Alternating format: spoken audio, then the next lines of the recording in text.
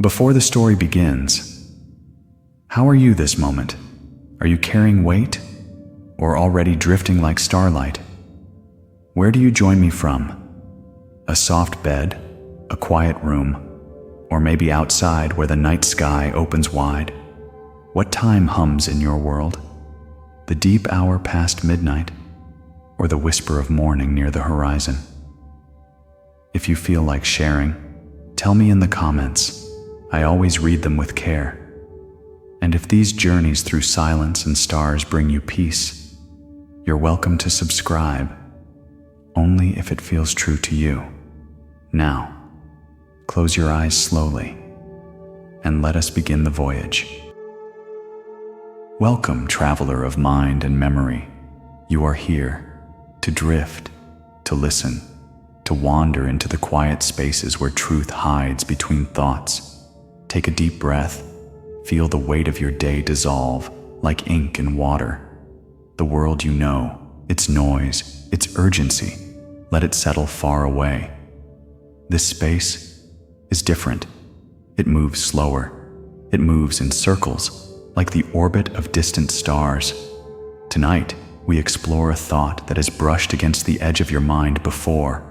Those stories, the whispers, the men in black, the dark suits, the silent cars, the strange feeling that someone knows more about your life than you do.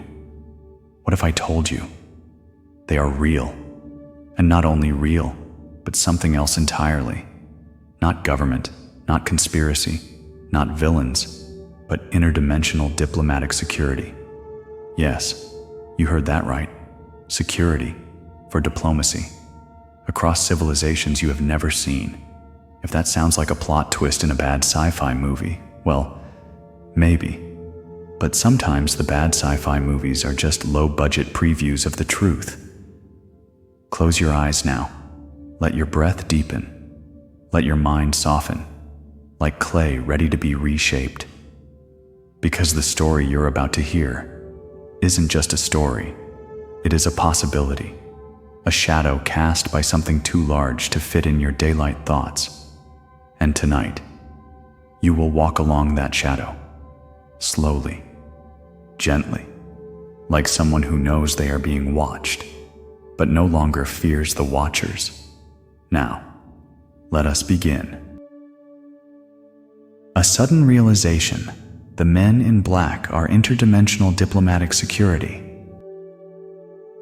You didn't notice them at first. Why would you? They were shaped like anyone else. Too ordinary to matter, and yet somehow too ordinary to be real. The first sign was small, a car parked longer than usual across the street, windows dark enough to hold midnight, even in daylight.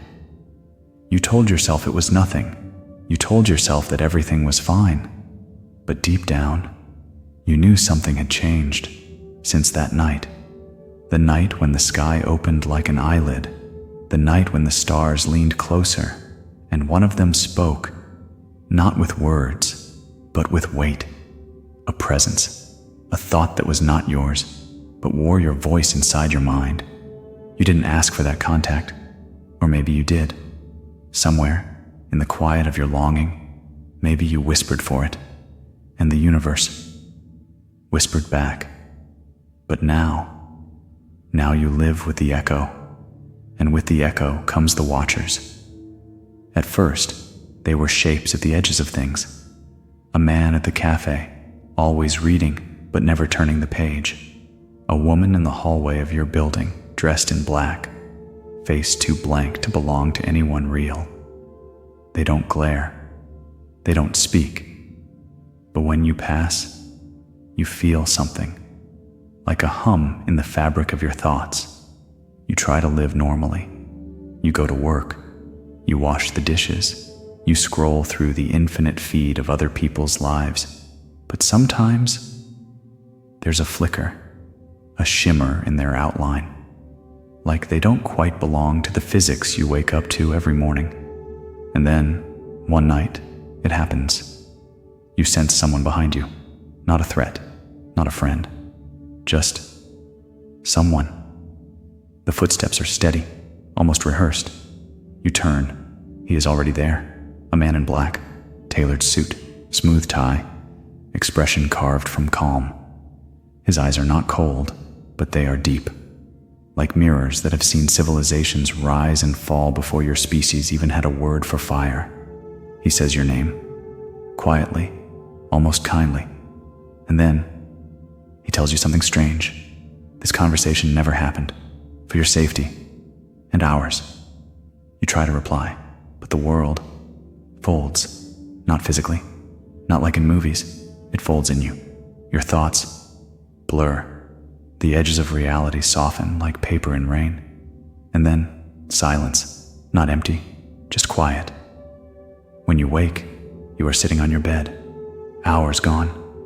The taste of forgotten words on your tongue, the sense that something was removed, gently, like a thorn, pulled before it could fester. You think, was it a dream? You want to believe that. You almost do, until the patterns return. The same car, the same man, the same woman, and always that hum. Then comes the strangest realization of all. They are not here to hurt you. They are not hunters. They are guards, protectors, standing between worlds that are negotiating something far beyond your comprehension. You are not the target. You are the variable, and they are here to keep the equation balanced. You breathe. You lean back. You let this thought settle like a stone in the river of your mind. And for the first time, instead of fear, you feel something else. Respect. Because now you know. The men in black are not a threat. They are interdimensional diplomatic security. And you were never supposed to see the meeting in the first place. You almost laugh. Because let's be honest, it sounds like the plot of a low-budget streaming series. Men in black, interdimensional security, negotiating galactic peace treaties in secret. Cue the dramatic music. Cue Will Smith and a talking pug. But this is different. Because in movies, they make it look fun, stylish. In reality, it feels like standing barefoot at the edge of an ocean that goes on forever, and realizing you were never supposed to know it existed. This is not entertainment. This is the scaffolding holding up your entire reality, and you just saw a worker tightening the bolts. You try to pretend life is the same, but pretending is exhausting. Every time you pass a reflective surface, shop windows, elevator doors, you expect to see someone behind you. Sometimes, you do, always in black, always still. And the moment you look again, they are gone. One afternoon, in the middle of a crowded street, you see him. The same man, but this time, he looks straight at you. Not as a threat, not even as a warning, just as acknowledgement. Like two actors in a play, finally meeting eyes and silently agreeing, yes, we both know the script. And then, everything slows. Not the way it does in action movies. No flying pigeons, no bullets hanging in the air, just a thickness. The sound of the city becomes syrup. The light bends like glass under heat. For one stretched out heartbeat, you feel the weight of something vast pressing at the edges of your awareness. Not him. Not his presence,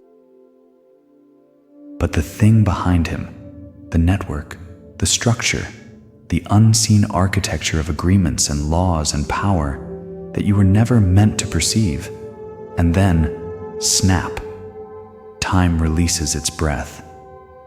You're standing there, blinking like nothing happened. Except now, there's a piece of paper in your pocket. You don't remember him giving it to you. You unfold it. A single line. Forget what you saw, or remember it well. Choice is yours. And you think, what kind of warning is that? It doesn't sound like control. It sounds like consent. Like they're saying, you can keep the memory, but it will cost you something. That night, You dream of a boardroom with no walls, only starlight. You see beings shaped like thought, speaking in pulses of color, and behind them, always, the black-suited figures, silent as anchors in the current. When you wake, you know something for certain. Not everything you remember is yours, but everything they removed was for a reason, and that reason feels heavy, like a door you are not ready to open. You try to hold it in. You tell yourself this isn't real, that maybe you're imagining it all. But then you scroll through your phone, past endless noise, jokes, arguments, faces you barely know, and the thought creeps in. What if I posted something? Just one hint? A picture of the car that never moves. A caption like, "Strange, right?" Your finger hovers over the screen, and then a flicker. Your phone screen freezes, but not like normal. The colors melt. The icons twist into shapes that don't belong to this world. For a moment, your reflection on the glass is not your own. It's someone wearing black, looking back. Then, snap. The feed returns. Everything normal. Except now, there's a message in your inbox from an account you don't follow. 3 words. That's enough now. You stare at it for a long time, heart thudding like a fist on glass. And for the first time, you wonder if free will is real. Do you even own your choices anymore? Or have you been dancing to a rhythm they've been playing all along? That night, you don't dream. At least, not at first. You fall into a void so deep it feels like sleep without end. Then, slowly, shapes emerge. A hall made of nothing and everything, stretching into infinity. Around you, beings, not human, not hostile. They speak in tones that vibrate through bone. Words that are not words. Ideas compressed into bursts of color and sound. You sense the meaning without language. Agreements, treaties, fragile peace strung like silk threads across galaxies. And at the edge of it all, there they are, the figures in black, silent, watchful, standing like pillars between worlds. One of them turns. You feel the weight of his gaze, not on your body, but on your thoughts. And then he speaks, not aloud, but in a voice that blooms inside your mind. You shouldn't be here yet. The vision shatters like glass. You wake up, gasping, heart pounding, sheets tangled.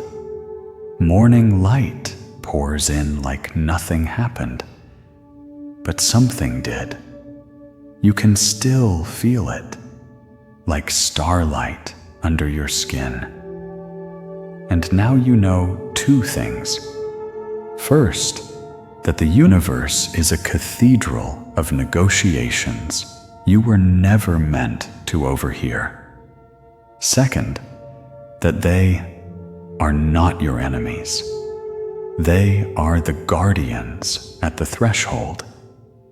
and somehow you've already stepped too close. So you sit at the edge of your bed, hands trembling, staring at your phone. And you whisper to yourself, what would happen if I told the world? But you already know the answer. Nothing. Because even if you screamed the truth, they'd make sure the echo never leaves your throat. You take a breath, you close your eyes, and you let that knowledge sink into the dark water of your mind until it feels like a dream again. Agent Black. Diplomatic. Somewhere beyond your life, beyond the hum of your world's machinery, there is a room that does not exist on any map. It has no walls, no ceiling, no floor. It is built from the idea of silence. And there he stands, the one you saw, the one who erased what should never be remembered. He has a name, not the one you would understand. Names for him are like coats, worn for certain seasons, left behind when the climate changes. But here, for now, you can think of him as Agent Black Diplomatic. It sounds strange, almost theatrical, yet nothing about him is for show. He was not born the way you were, not in a cradle of gravity and breath. He was shaped, woven out of threads of probability, tuned for precision, for calm, for invisibility. And yet, there is a heart in him, not like yours, not made of muscle and blood, but something that beats with a rhythm of purpose. His purpose is not simple. It is the scaffolding of reality itself. Because peace is never permanent, not even out there, where stars burn like thoughts and species rise like tides. There are treaties older than your oceans, alliances more fragile than a dragonfly's wing. And sometimes, a single misplaced word, a single premature contact could tear those threads apart. That is why he exists. To watch, to intervene, to erase what cannot yet be carried. And yet, it is not easy. Because every time he steps into a human life, every time he touches a mind and removes what it is not ready to hold, something inside him resists. He wonders, is this protection or theft? Are these minds seeds being kept safe in the soil? Or flowers being trimmed before they bloom? He has asked these questions in the quiet between missions, when the corridors of his consciousness echo with doubt. But duty answers louder than doubt. And duty says, the balance must hold. He remembers the first time he erased a memory. It was a century ago, by your calendar. A man in a desert, looking up at a light that should never have been there. Agent Black touched the man's mind, gently, like a surgeon. He took the memory, folded it like paper, and let it dissolve into a quiet corner of the psyche. The man woke, confused but calm, believing he had dreamed of stars too close. And yet, Agent Black carried the weight of that fragment for decades.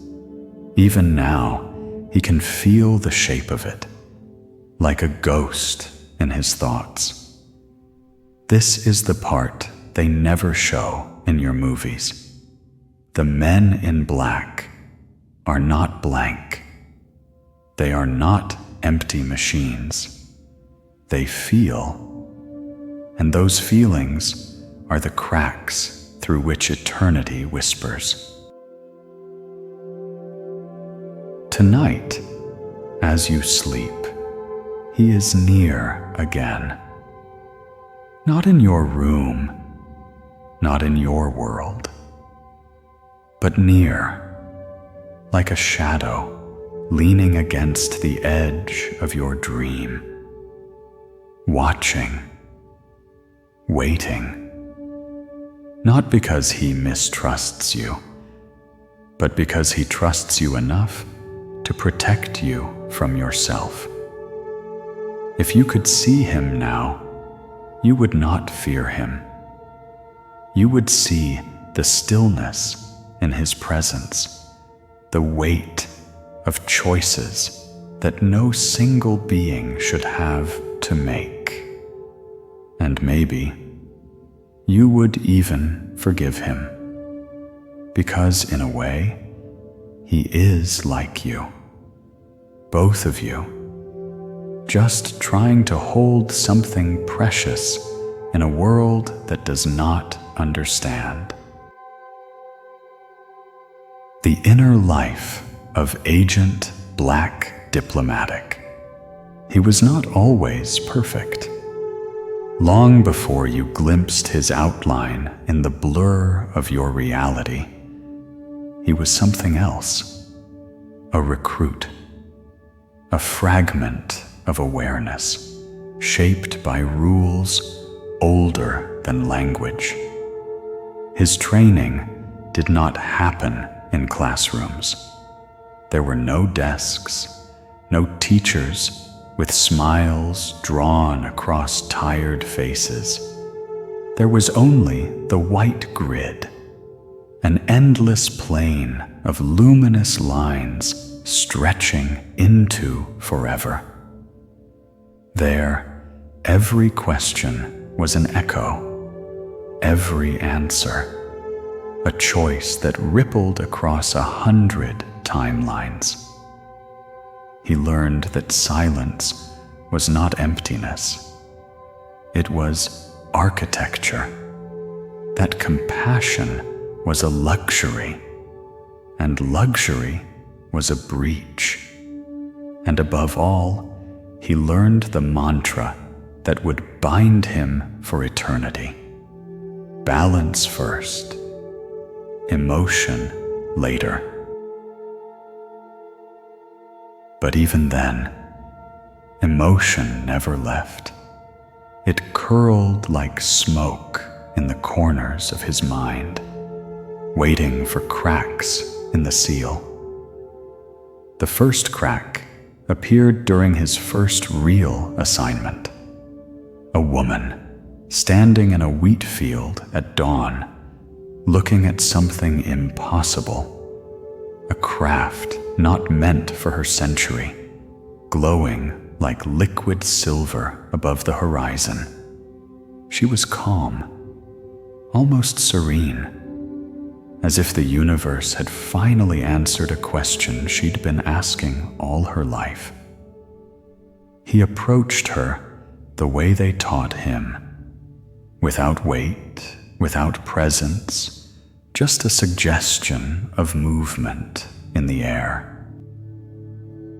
And when he reached into her mind, when he touched the memory with the precision of a sculptor, he felt it. her joy. That trembling, wordless awe that only happens when the infinite brushes against the finite. And in that instant, he hesitated, just long enough for the memory to resist. It did not shatter. It clung. Like ivy to stone, it held, leaving tendrils even after the root was gone. The woman lived the rest of her life with fragments, a dream she could never explain, a sense that she had once held eternity in her hands. To her, it was wonder. To him, it was failure. And failures in his line of work echo for centuries. He carried that echo through countless missions. Each time, he reminded himself of the mantra: balance first, emotion later. But emotion is a patient saboteur.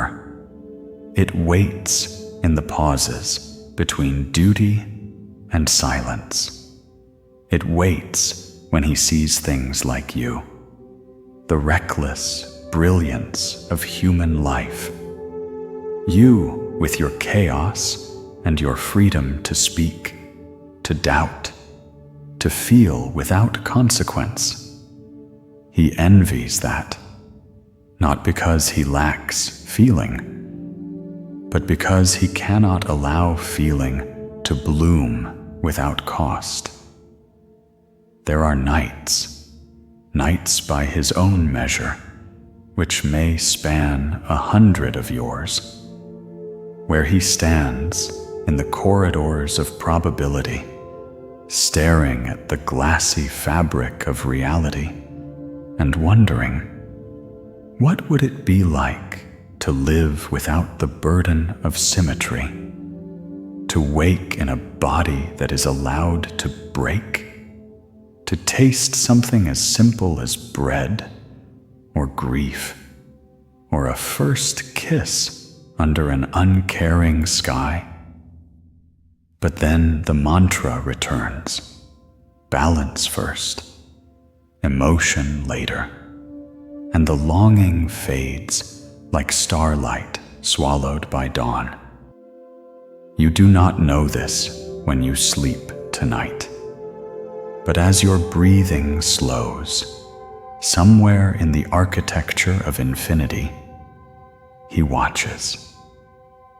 And for a flicker, a fraction of a moment that does not exist on any clock, he wonders if envy is the first step toward disobedience. The fault lines in his silence. There are things he will never say, not to his superiors, not to his fellow agents, if you can call them that, because there are no friendships in his world, only functions, only roles. But in the vast quiet between assignments, thoughts come like uninvited guests. What if he let one memory stay? What if, instead of folding it away, he left it bright and raw, glowing inside a human mind like an ember in darkness? What would it do? Would it bloom into madness or into something new? Something the treaties have never accounted for. He imagines it sometimes, imagines someone like you, walking through life with full knowledge of what waits beyond the thin skin of reality. Would you hide it? Would you speak it?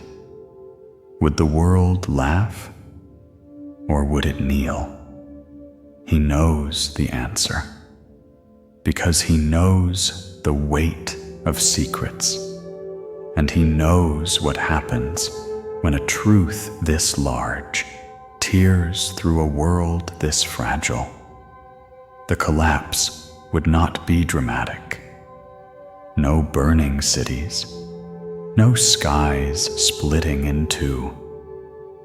Just a quiet unraveling, faith hollowing out, economies buckling under questions, the soft implosion of meaning. Civilization doesn't shatter like glass.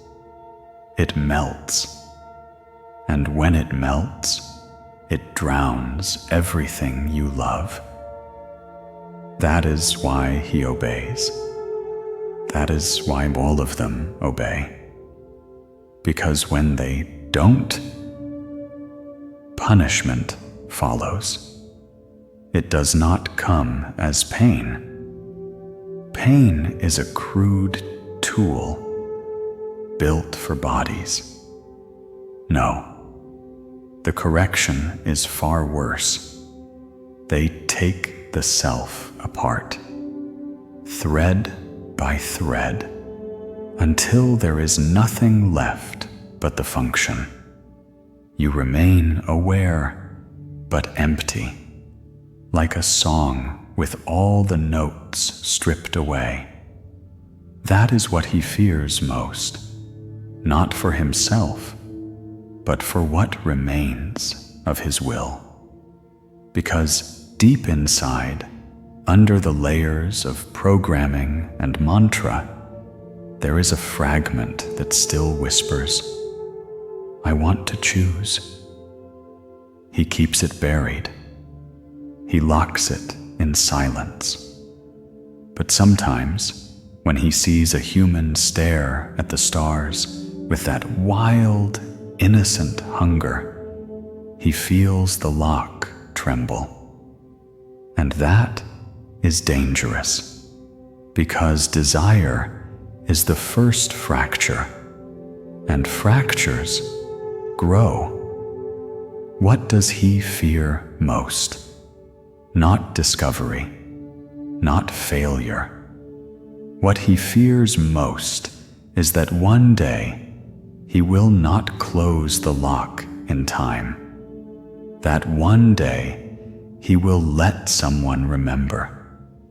And when that happens, the treaties will burn, the threads will snap, and all the worlds he has spent eternity holding together will fall.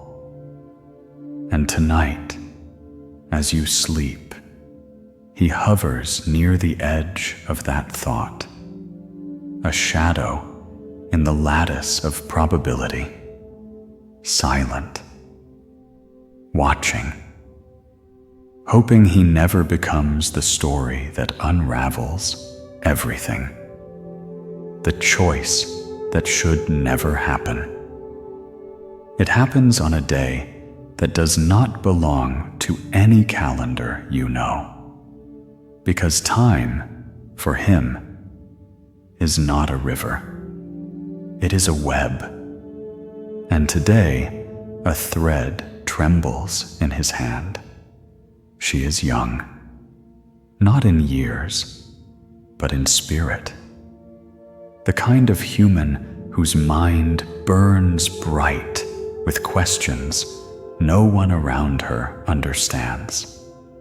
She has seen too much, too clearly, for too long. When the contact happens, it is not an accident. Some part of her has been calling to the stars since the day she learned what silence was. He arrives, as he always does, clean, precise, ready to erase the fire before it spreads. He steps into the fragile chamber of her consciousness, where the memory glows like molten glass, raw, dangerous, beautiful. The protocol is simple. Fold it, dissolve it, leave her whole and empty. He has done it 1,000 times, but this time he pauses. He sees the shape of her wonder, the way it arches across her mind like a bridge of light. He feels it humming against his presence, a frequency so pure it almost hurts. And in that moment, something inside him moves. A thought so small it should not matter. What if she keeps it? Just this once. The risk blooms in his mind like ink in water. If she speaks, the ripples will reach places where ripples should never go. But if she stays silent, if she carries the memory like a secret seed, perhaps it will grow into something harmless. Perhaps.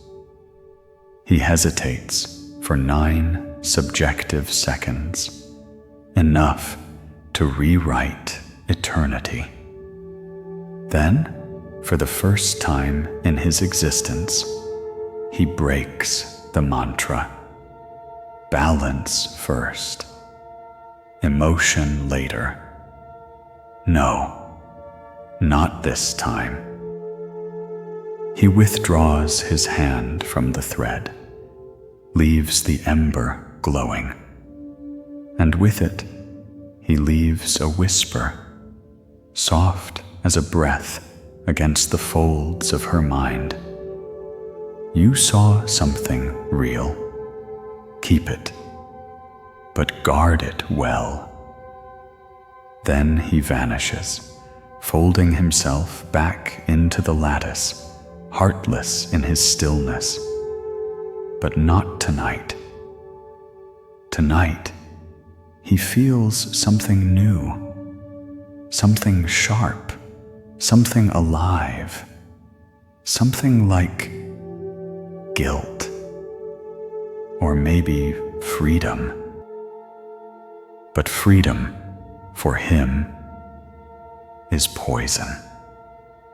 Because even as he moves through the corridors of nowhere, he feels the tremor. The system has noticed, not fully, but enough.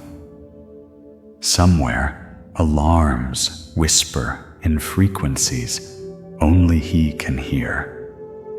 He has crossed a line drawn not in ink, but in law, as old as light. And for the first time, he wonders, when the reckoning comes, will they unmake him? Will they strip him down to a skeleton of pure function, erase the fragment that dared to choose?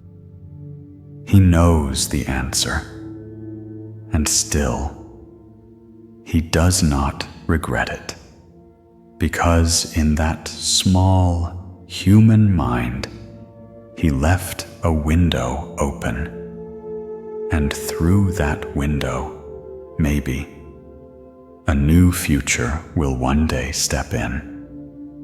And tonight, as you lie here drifting between breath and dream, you do not know this story, but you feel it. In some quiet chamber of your mind, you feel the tremor of a choice that should never have happened. And if you listen closely, past the hum of your thoughts, you might even hear it, the sound of a lock turning, somewhere in the dark. She wakes before dawn, heart pounding like a drum buried underwater. The dream is too vivid, too bright, but it wasn't a dream. She knows that the way you know your own name, without proof, without reason, with certainty, carved deep as bone. The sky outside her window is still dark, but she feels it burning behind her eyes. The memory, a ship like living metal, curving like thought, humming with colors that should not exist. And a figure, not the one who left her the gift, but the others, shapes made of light and intention, speaking without sound. She presses her hands to her face and whispers, "I remember." That sentence is a rebellion, because memory in her world is fragile, easy to bend, easy to break. She knows, somehow, that this memory should not be here. It feels foreign, but it also feels holy. She wants to scream it into the wind, write it on every glowing screen, etch it across the skin of her own reality. But then, something stops her. Not fear, not confusion, something quieter, heavier, like a hand on her shoulder, but not physical. A thought that does not sound like hers. Guard it well. So she swallows the scream, locks the memory in the cathedral of her silence. And yet, silence is not safety, because while she guards the ember, something else stirs. Her phone lights up with a notification, but the text is wrong. A language she does not know, letters bending like liquid. For a second, the screen ripples like water, and then it's gone. No trace, just a pulse in her veins, sharp as ice. Something saw her. She feels it again later.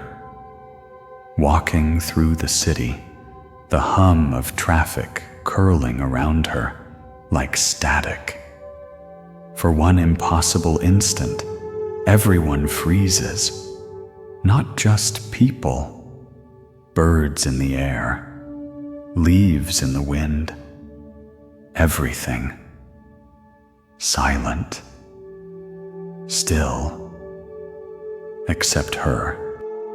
And in that frozen hush, a figure steps from the gap between seconds. Not him, the one who left her the memory, but another. Suit black as burnt midnight, face carved from calm, eyes that do not blink. He does not speak, just looks at her, and then looks away, as if erasing her from the script of a play she was never meant to join. The world exhales. Time moves again, and she is left standing in the current, clutching the ember of her secret like a candle in a hurricane. She whispers the words again, this time like a prayer. I remember. And somewhere far above, far beyond, in a place where walls do not exist and silence has weight, alarms whisper in frequencies too thin for human ears. The lattice trembles. The watchers lean closer, because now a thread has loosened in the tapestry, and loose threads have a way of unraveling the whole design. This is where we begin to pull back the curtain. This is where the mystery deepens, not for her alone, not for you alone, but for every world bound to these silent treaties. Because what you are about to learn is not just speculation. It is the architecture of secrecy itself, and the technology that guards it like a blade held against the throat of chaos. They call it the integrity field, a lattice of frequency and will designed to protect consciousness without breaking it. The work of 1,000 civilizations hidden in plain sight. And if you think that sounds impossible, wait until you hear the stories buried in your own history. How galactic operations are protected. They call it the integrity field. Not in your language, not in any language you know. But if you could translate the concept, it would sound like this: a system of resonance, woven through layers of thought and matter, binding the architecture of memory to the scaffolding of identity. The mind is not a book. It is a garden. Every memory, a root. Every association, a branch. Pull one out carelessly, and the whole tree withers. That is why erasure is never simple. They do not rip the roots. They reroot them. They bend the flow of thought so that what was once a sharp point becomes a soft curve, disappearing into the fog of dreams. This is not magic. It is mathematics, written in frequencies so fine your instruments would call them silence. It is the science of consciousness, the art of editing without breaking. Because a broken mind is a liability, and liabilities ripple across timelines like cracks in glass. The integrity field was not built by one world. It is the work of alliances older than your oceans, refined through epochs of crisis and compromise. Every civilization that touched the stars learned the same hard lesson. Truth is heavy, too heavy for a mind that has not grown the muscles to bear it. So they built a system to hold the weight for you until you are ready. Yet the evidence has always been there, in the gaps between history, in the whispers of those who swore they saw something, and then, days later, swore they did not. Your archives are full of it. Black cars that vanish without sound. Strangers with faces that do not stay in memory. Dreams too vivid to belong to sleep. Dismissed as myth. Filed under madness. But what is madness if not the failure of consensus reality to to contain the overflow of truth. Even your oldest texts hum with traces. Scribes who wrote of angels with burning eyes that commanded secrecy. Monks who saw ladders of light descending from the stars, only to die in silence days later. Not cursed, corrected, softly, gently, with the same care you'd use to close the eyes of a child who woke too soon. The technology. You imagine wires, machines you can hold. But this is not machinery. This is geometry made living. It hums in the lattice between particles. It rides the current of thought like a shadow in water. It does not strike. It harmonizes.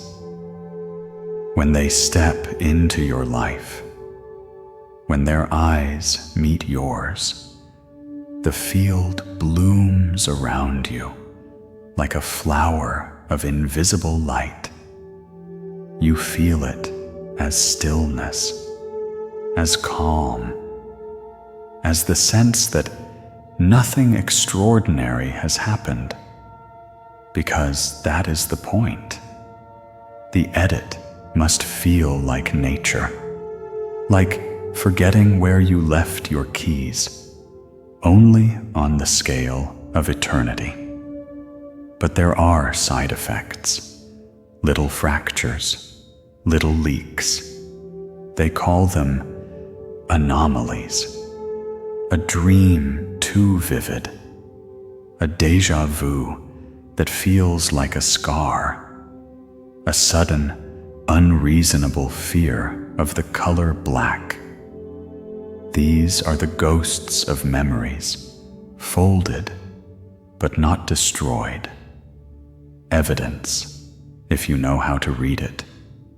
Proof that someone touched your mind and left fingerprints too faint for logic to catch. And still, one question remains, whispered even among themselves. How much editing can a species endure before its evolution is no longer its own? If memory is the soil of growth, and they are the gardeners, are you free? Or are you a bonsai tree, shaped by unseen hands into something smaller than what the wild intended? They do not ask this to be cruel. They ask because they have seen what happens when truth comes too soon. Not chaos, not rebellion, collapse. So quiet. It sounds like peace, until nothing remains but silence. That is why the integrity field hums even now, just beyond the reach of your senses. Why you feel it sometimes in the stillness between thoughts. Why the dream you had last night slips like water through your fingers the moment you wake. And why, even as you listen to this, a part of you wonders if you will remember it at all. But the lattice is not flawless. It never was. And now, a thread has been cut. One memory has been left intact, and the ripples have begun. Hidden histories and the first fractures. Your history books read like a straight line. Dates, events, names frozen like insects in amber. But between the lines, there are shadows. And in those shadows, you will find them, the ones who keep the line from snapping. Take the Tunguska event, 1908. An explosion above Siberia, bright enough to scorch a forest into silence. You call it a meteor, a rock that fell from the sky. But what if I told you the rock never touched the ground, that it was intercepted in mid-air, not by chance, but by design? Because hidden inside that fragment was a technology your world was never meant to touch. A beacon, a signal that would have rung like a bell across every listening post in the galaxy.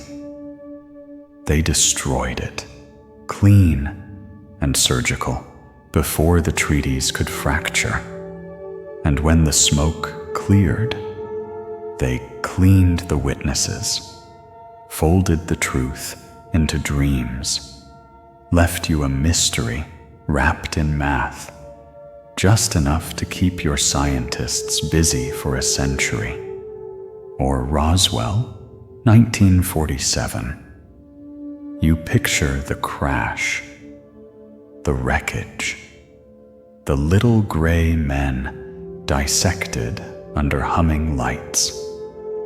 But here is what really happened. A courier craft, unregistered, pierced the exclusion zone. Not hostile, just reckless. It fell, and the lattice sang with alarms. Protocol teams dropped in, sealing the breach. You got pieces, of course. You always do. But not the whole. Never the whole.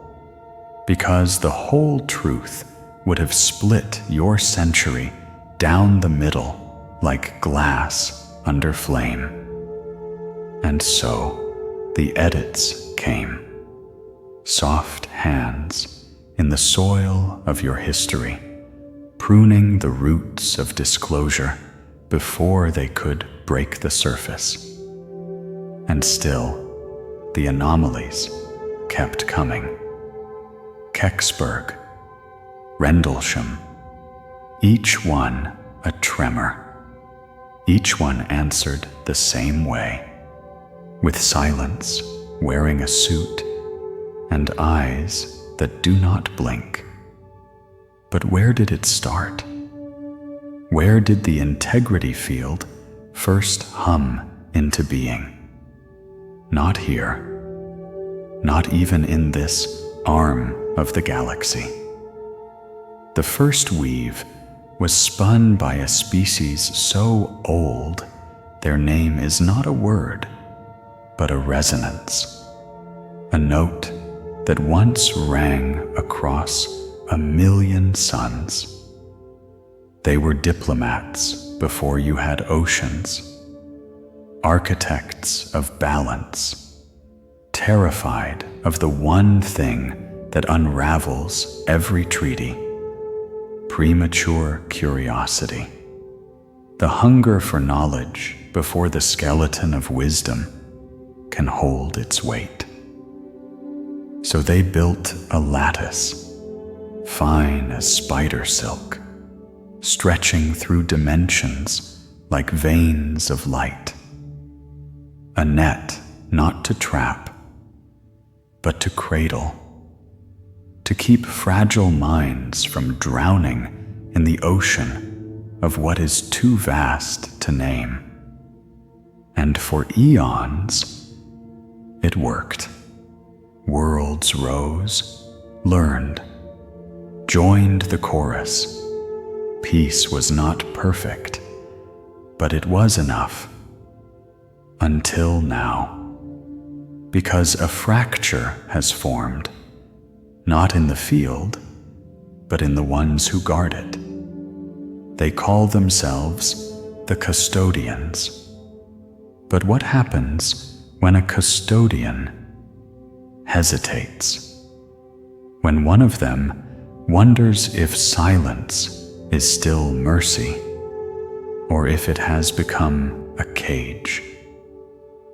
There are whispers now in the corridors beyond time, of agents questioning the mandate, of edits that never closed clean, of a plan, small, dangerous, almost impossible, to let one thread unravel, just enough to see what blooms when truth is not pruned. Maybe that thread is already in motion. Maybe it's wound through a single human mind, glowing like an ember against the dark. Maybe you've heard her voice, without knowing why it sounds like a warning wrapped in wonder. Or maybe it's you. And as you drift deeper, let this thought settle in your bones. The guardians are watching, but some of them are no longer sure what they are guarding for. And that, more than disclosure, is what the treaties fear. Because if the silence breaks from the inside, no lattice will hold, and the flood will come. The shadows in your archives. You think it began in secret bases, under concrete and steel. You think the hunger for control was born on your soil, in the minds of men who wanted power. But the truth began with a whisper, a tremor in the lattice, a fragment of forbidden knowledge that slipped through a breach and fell like an ember into human thought. They found it in scraps, patterns in quantum noise, anomalies in remote perception, signals that defied physics but hummed like music in the ears of those who listened long enough. And so the programs began. You know their names. You've seen the redacted files, the words blacked out like scars on paper. The three-letter agency built gates, not of metal, but of mind. They called it research. They called it defense. But what it really was mimicry. A child copying the strokes of a language it does not speak. They taught soldiers to see beyond walls, to step outside their bodies in the quiet of a fluorescent room, to taste the edges of probability like fingertips on glass. They called it remote viewing. And when the targets came back, drawings of bases never visited, maps of places they had no reason to know, the scientists stared into the abyss of their own disbelief. But where did the methods come from? Where does an idea like that bloom? Not from Earth. Not entirely. The whispers moved through channels no paper could trace. Through dreams, through impulses, through minds cracked open, just wide enough to let the light bleed in. Custodians didn't teach them, not directly. But anomalies leak like water through stone. And when a human mind brushes against the integrity field, even for a second, something stays. A frequency, a fragment of a pattern older than history. They tried to weaponize it. Of course they did. You always do. Project after project, locked behind vault doors, each one promising to turn consciousness into a blade. But here is the part your archives never tell. Every time they pushed too far, something pushed back. Agents, not of your governments, but of the lattice, stepped in, quiet and clean, sealing the breach. And when the scientists woke in their beds with gaps in their memory, when generals retired with sudden bouts of amnesia, the reports were filed away under one word: unreliable. And yet, the attempts never stopped. From the cold rooms of MK experiments to the desert labs of Stargate, they kept probing the edges. Because curiosity is a fire you cannot smother. It only changes color when you pour water on it. And some of the fire still burns. In basements humming with servers. In projects so classified they do not have names, only frequencies. Experiments that still chase the echo of a pattern they do not understand. And if you listen, even now, you can hear the echo too. In the static between radio stations.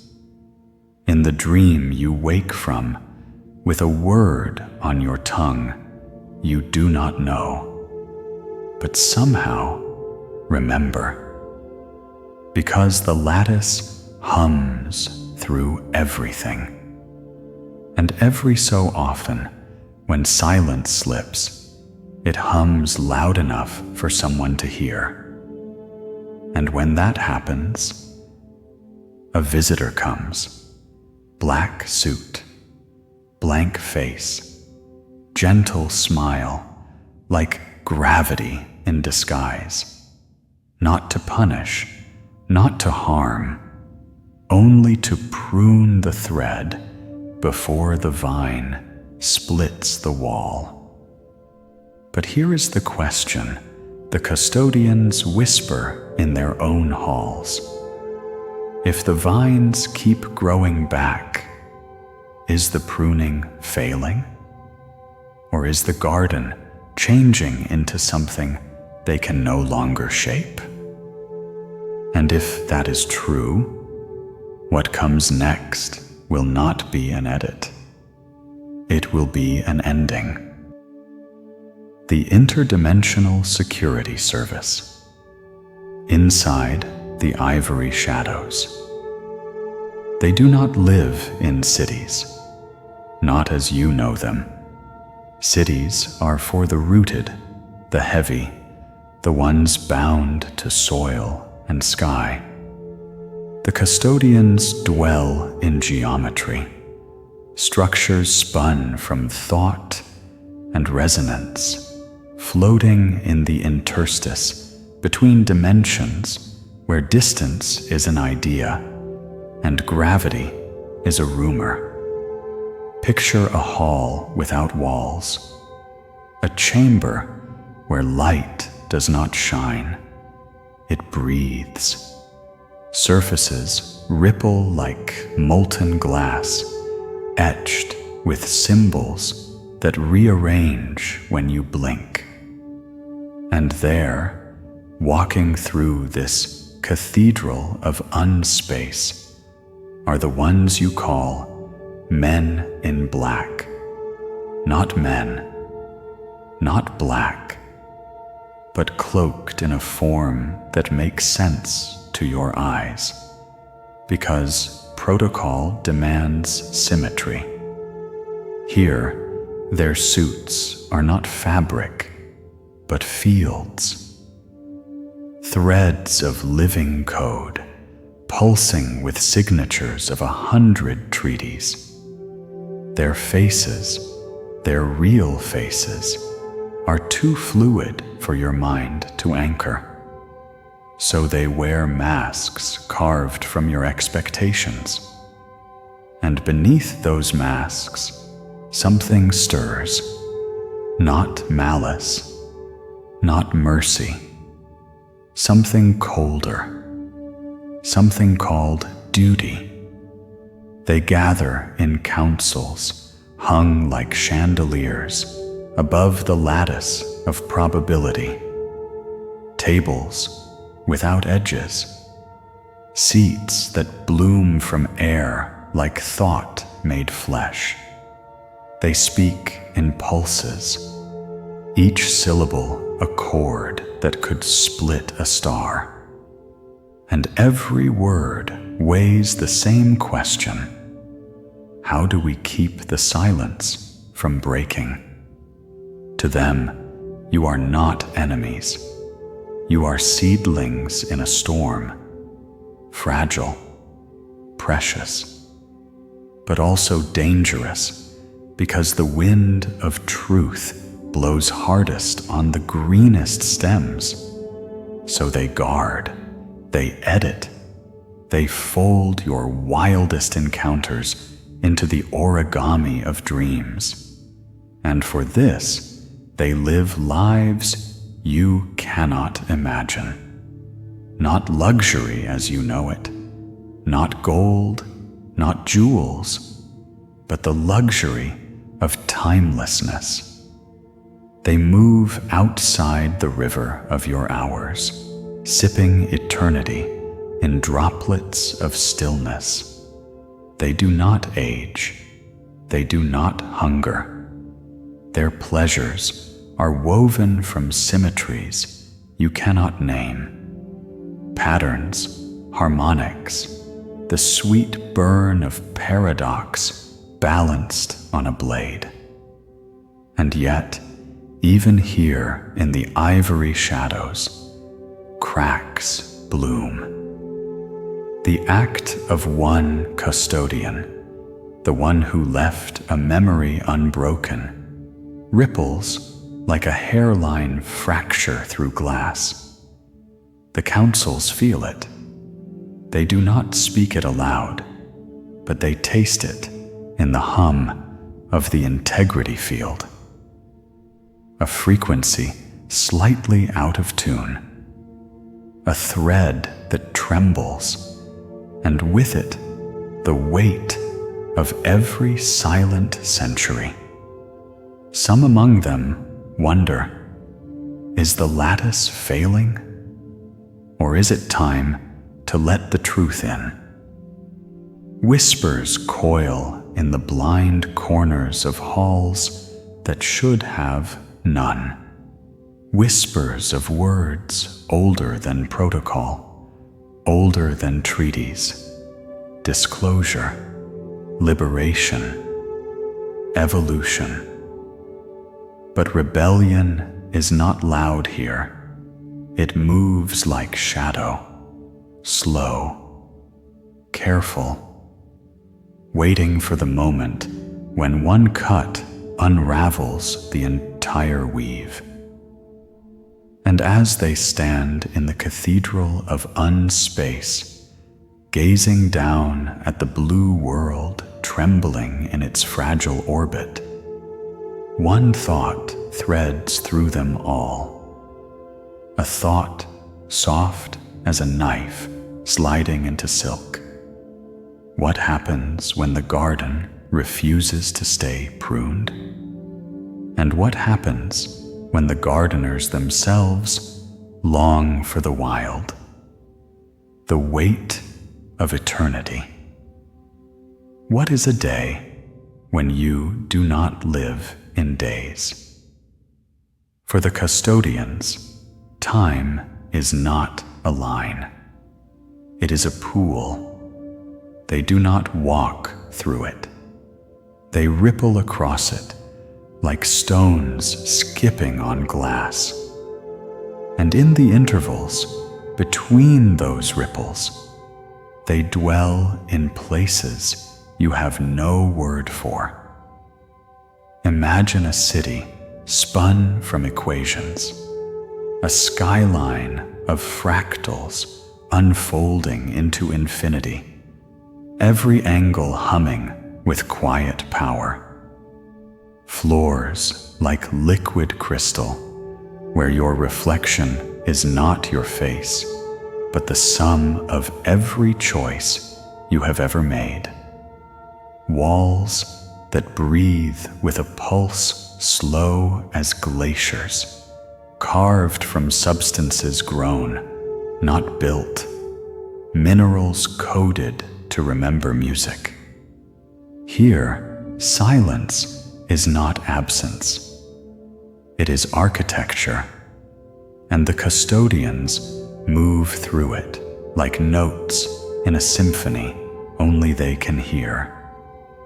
Their rest is not sleep. Sleep belongs to flesh. They slip, instead, into chambers of harmonic suspension, rooms filled with lattices of light, vibrating at frequencies that massage the mind into stillness. In that stillness, they dream, not like you dream, but in mosaics of probability, tasting futures like nectar dripping from unseen trees. Some of them savor these dreams more than they admit, because in the dreams, they are not gardeners. They are wild. But dreams end, and protocol calls. And so they wake, if waking is the word for stepping into forms sculpted from your expectations. Black suits, blank faces, masks they have worn for centuries, until even they forget what lies beneath. And yet, cracks. A custodian in a private hall, staring at a window that opens onto nothing, whispering to no one.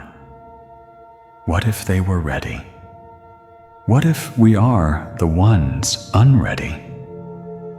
Another, sitting in a chamber where gravity folds like silk, tracing the shape of a forbidden word in the condensation of thought. Freedom.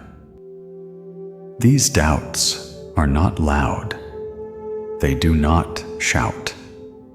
They bleed in whispers, like ink through paper.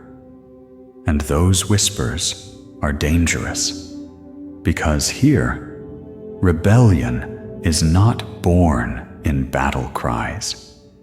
It is born in the quiet hum of thought, in the longing for something they have denied not only you, but themselves. Choice, chaos, the sweet, brutal uncertainty of the unedited.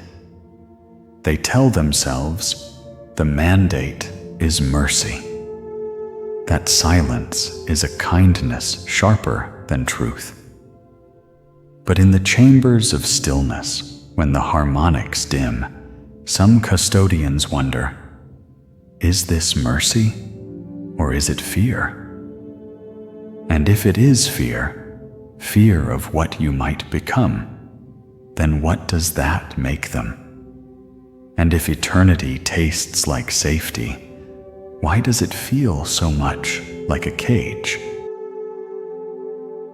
The dialogue in the blind hall.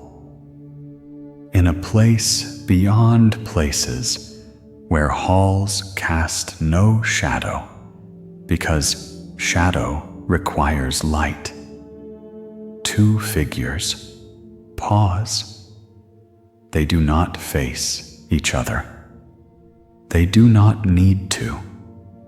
Their words are not sound, but shape, rippling like ink through clear water. First voice, the lattice trembles. Second voice, it always trembles. You've grown sensitive. First, not like this. The hum is uneven. The harmonics strain. Second, you mean the thread. First voice curves with something almost like sorrow. It should have been folded. Protocol demands it. Second, and yet it wasn't. Silence stretches. Not empty, thick, alive, full of questions, neither dares press into words. First, if one thread unravels. Second, then perhaps it was time. First voice sharpens, like glass under pressure. You risk collapse. Second softens, a whisper dissolving like smoke, or you risk a garden that never blooms. First, they are not ready. Second, ready is a lie we've told ourselves to keep the walls standing. Maybe the walls were never meant to stand forever. The hum of the hall deepens, as if the architecture itself shivers under the weight of the thought. First, softly, almost pleading, do you want war? Second, a pause, a shape of silence that tastes like a smile. I want truth. And then, nothing. Two figures dissolve into geometry, leaving behind only a vibration, a tremor so slight you would call it silence. But silence here is never empty. When silence breaks, you do not hear the fracture at first. No one does. It begins like everything begins, quiet. A single harmonic in the lattice, bending by a fraction so small even the councils do not taste it. But then the fraction doubles and doubles again, and soon the hum that held 1,000 worlds in symmetry begins to shiver, like glass cooling too fast. Somewhere in the blind halls of the Custodians, a pulse of light flickers and dies. An alarm, silent but absolute, unfolds like a wound. Eyes that are not eyes turn to watch the weave quiver in places no breach should ever bloom. Voices that have spoken in chords for eons fall into something like silence, not stillness, shock. And in that silence, a thought passes between them like lightning hiding in velvet. It has begun.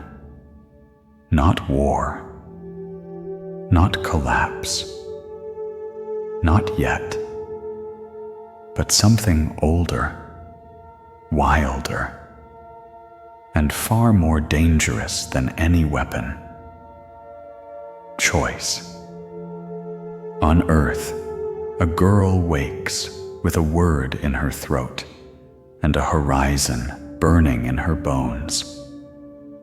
She does not know why her heart beats like a drum, calling soldiers to a field she has never seen.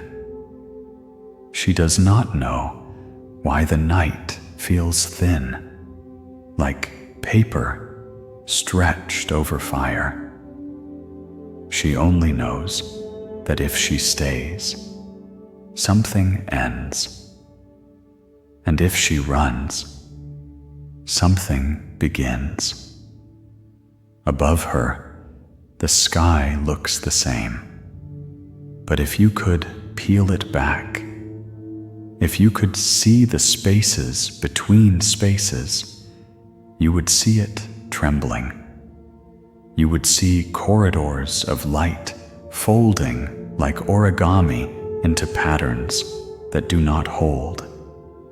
You would see custodians stepping through geometry, like surgeons through smoke, their fields flickering as doubt eats the edges of duty. And somewhere, in a chamber of stillness that has never known the taste of fear, a single mask falls. Not shatters, falls. Soft, like a leaf, like a promise unspoken until now. The fracture spreads, not loud, not violent, just inevitable, like spring in a garden too long trimmed by careful hands. And in that inevitability, a question rises. Not in the councils, not in the halls, but in the marrow of every thinking thing that has ever looked at the stars and wondered, what happens when the silence breaks? Will the garden bloom, or will the vines devour the walls? And when the last mask falls, when truth walks naked through the corridors of power, will you call it freedom or ruin? Perhaps the truth is neither. Perhaps it is both. Perhaps it was never ours to decide. When silence breaks, you do not hear the fracture at first. No one does. It begins like everything begins, quiet. A single harmonic in the lattice, bending by a fraction so small, even the councils do not taste it. But then the fraction doubles and doubles again, and soon the hum that held 1,000 worlds in symmetry begins to shiver, like glass cooling too fast. Somewhere in the blind halls of the Custodians, a pulse of light flickers and dies. An alarm, silent but absolute, unfolds like a wound. Eyes that are not eyes turn to watch the weave quiver in places no breach should ever bloom. Voices that have spoken in chords for eons fall into something like silence, not stillness, shock. And in that silence, a thought passes between them like lightning hiding in velvet. It has begun. Not war, not collapse, not yet, but something older, wilder, and far more dangerous than any weapon. Choice. On Earth, a girl wakes with a word in her throat and a horizon burning in her bones. She does not know why her heart beats like a drum, calling soldiers to a field she has never seen. She does not know why the night feels thin, like paper stretched over fire. She only knows that if she stays, something ends, and if she runs, something begins. Above her, the sky looks the same, but if you could peel it back, if you could see the spaces between spaces, you would see it trembling. You would see corridors of light folding like origami into patterns that do not hold. You would see custodians stepping through geometry like surgeons through smoke, their fields flickering as doubt eats the edges of duty. And somewhere, in a chamber of stillness that has never known the taste of fear, a single mask falls. Not shatters, falls. Soft, like a leaf, like a promise unspoken until now. The fracture spreads, not loud, not violent, just inevitable. Like spring in a garden too long trimmed by careful hands. And in that inevitability, a question rises, not in the councils, not in the halls, but in the marrow of every thinking thing that has ever looked at the stars and wondered, what happens when the silence breaks? Will the garden bloom, or will the vines devour the walls? And when the last mask falls, when truth walks naked through the corridors of power, will you call it freedom or ruin? Perhaps the truth is neither. Perhaps it is both. Perhaps it was never ours to decide.